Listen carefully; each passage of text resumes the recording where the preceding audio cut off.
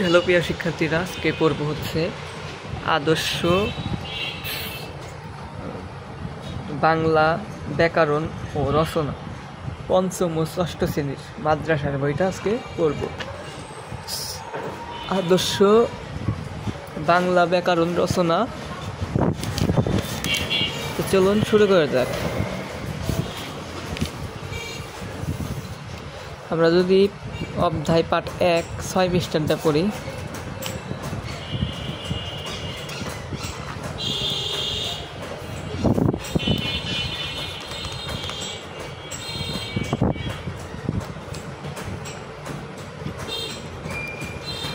ভাষা কুরআনের বাণী আর তার নির্দেশনা সমূহের মধ্যে রয়েছে আকাশসমূহ ও জমিনের সৃষ্ট আর তোমাদের ভাষাসমূহ ও তোমাদের বর্ণের পার্থক্য।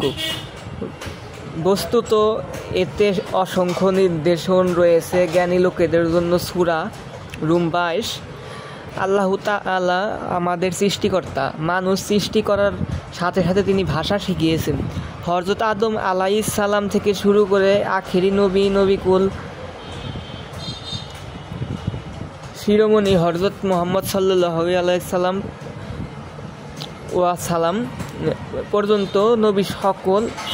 পর্যন্ত সকল নবী রাসূল ভাষার মাধ্যমেই মানব জাতিকে হিদায়াত দিয়ে গেছেন।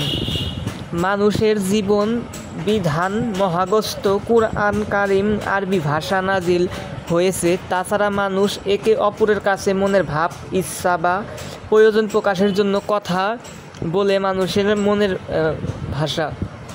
সুতরাং যেসব শব্দ লেখা বা মানুষের মনের ভাষা ভাব মুখে সাহায্য পরস্পরের প্রকাশ করে তার নাম ওই ভাষা। বাংলা ভাষা। আমরা বাংলাদেশী। আমরা যে ভাষায় মনের ভাব প্রকাশ করি তার নাম হলো বাংলা ভাষা। যিনি যে ভাষায় মনের ভাব প্রকাশ করেন তা তার কাছে মাতৃতুল্য। কারণ মানুষ জন্মের পর মায়ের কাছ থেকে ভাষা শিখে।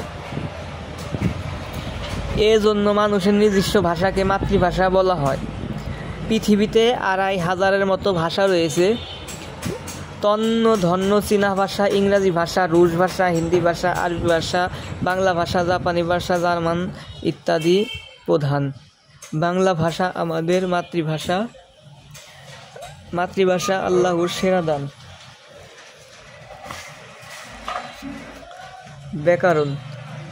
সুতরাং যে শাস্ত্র বা বিদ্যা পাঠ করলে ভাষা রূপে লিখতে, পড়তে, বলতে পারা যায় তাকে ব্যাকরণ বলে। অর্থাৎ ভাষা সম্পর্কিত নিয়ম কানুন বিষয়ক বিদ্যার নামই ব্যাকরণ। ব্যাকরণ অর্থ বিশ্লেষণ।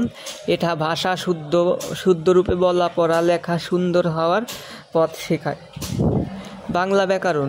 যে শাস্ত্র পাঠ করলে বাংলা ভাষা স্বরূপে লিখতে, পড়তে, বলতে পারা যায় তাকে বাংলা ব্যাকরণ বলে। আমাদের প্রিয় মাতৃভাষা স্বরূপ লেখা পড়া বাংলার জন্য ব্যাকরণ জানা খুবই প্রয়োজন। তো যাই হোক, বাই বাই।